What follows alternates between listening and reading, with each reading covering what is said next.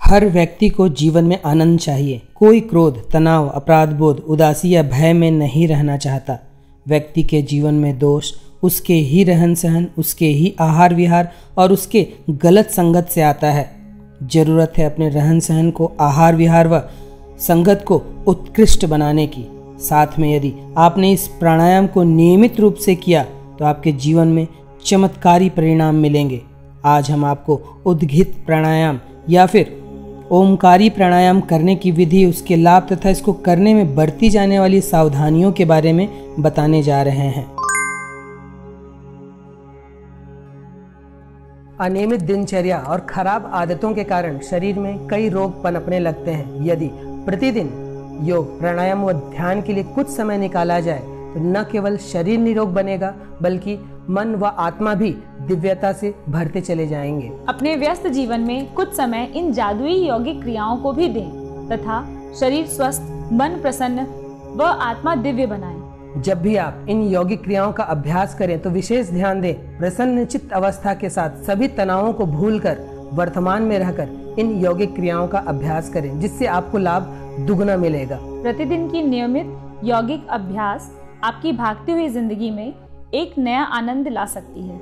और सबसे जरूरी बात यह है कि नियमितता। जब भी आप कोई छोटे से छोटा या बड़े से बड़ा कार्य नियमित होकर करते हैं तब असंभव कार्य को भी आप संभव बना सकते हैं। तो नियमितता के साथ इन यौगिक क्रियाओं का अभ्यास करें और खूब लाभ लें। तो सही ढंग से यौगिक क्रियाओं का अभ्यास करिए और अपना ही सहयोग अपने आप को उत्कृष्ट मानव बनाने में करिए। तो चलिए आज की यौगिक अभ्यास आरंभ करते हैं।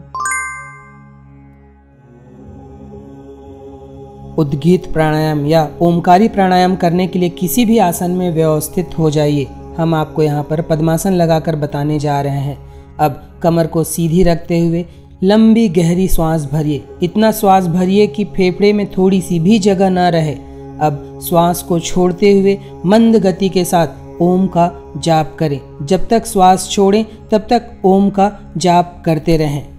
केवल इस प्राणायाम को अभ्यास कर रहे हैं तो इसे 15 मिनट तक करें। अन्य प्राणायाम के साथ इसे 7 मिनट करना पर्याप्त होगा। जिन लोगों को ध्यान लगाना आता है वे आज्ञा चक्र पर अपना ध्यान लगाएं तथा जिन्हें ध्यान लगाना नहीं आता वे ओम के जाप पर या दोनों भावों के बीच अपने ध्यान को रखें। उद्गीत प्राणायाम या ओमकारी प्राणायाम करने के लिए पद्मासन, अर्ध पद्मासन, सिद्धासन, स्वस्तिकासन, वज्रासन, सुखासन किसी भी आसन में व्यवस्थित हुआ जा सकता है। ध्यान बस यह देने की जरूरत है कि आपकी रीढ़ की हड्डी पूर्ण रूप से सीधी रहे।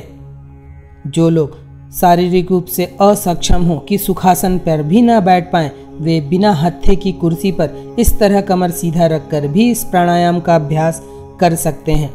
हस्त मुद्रा आपको ध्यान मुद्रा, ज्ञान मुद्रा अथवा ब्रह्मांजलि मुद्रा पर लगानी है। उद्गीत प्राणायाम को ओमकारी प्राणायाम भी कहा जाता है। यह प्राणायाम व ध्यान का मिश्रित योगाभ्यास है। जो व्यक्ति प्रतिदिन सुबह उठकर इसका अभ्यास करता है वह कई शारीरिक व आध्यात्मिक लाभों का आनंद पाता है। शरीर में रक्त संचार ठीक से होने लगता है तथा चेहरे का तेज बढ़ता है। इस प्राणायाम से व्यक्ति की दिव्यता में वृद्धि होती है। अनिद्रा, तनाव, अवसाद, चिंता और सभी प्रकार की मानसिक बीमारियों को स्थायी रूप से दूर किया जा सकता है। हृदय रोग, उच्च रक्तचाप, माइग्रेन के दर्द, मिर्गी आदि में भी लाभदायक है। यह प्राणायाम एकाग्रता के स्तर को बढ़ाता है, मन को शांत व स्थिर रखता है। चेहरे की चमक व नेत्र ज्योति वर्धक प्राणायाम है। गले से संबंधित सभी प्रकार के रोग दूर होते हैं। स्मरण शक्ति बढ़ने लगती है। तंत्रिका तंत्र से संबंधित समस्याओं में लाभ मिलता है। कब्ज व एसिडिटी भी दूर होती है। सकारात्मक सोच में वृद्धि होती है। गर्भवती महिलाओं के लिए तथा गर्भ में पल रहे बच्चे के लिए भी बेहद लाभदायक प्राणायाम है। इस प्राणायाम के अभ्यास से रोग प्रतिरोधक क्षमता में बढ़ोतरी होती है। शरीर में अच्छे हार्मोन्स का निर्माण होता है। अभ्यासी शुद्ध चरित्र वाला, संकल्पवान तथा सही निर्णय लेने वाला बनता है। संस्कृत में उद्गीत का अर्थ है जोर से गाना। चूंकि इस प्राणायाम के ओम के नाद को गाया जाता है इसलिए इसे उद्गीत प्राणायाम कहते हैं। इसमें प्रत्येक सांस के साथ ओम का जाप भी शामिल है, इस कारण इसे ओमकारी प्राणायाम भी कहते हैं।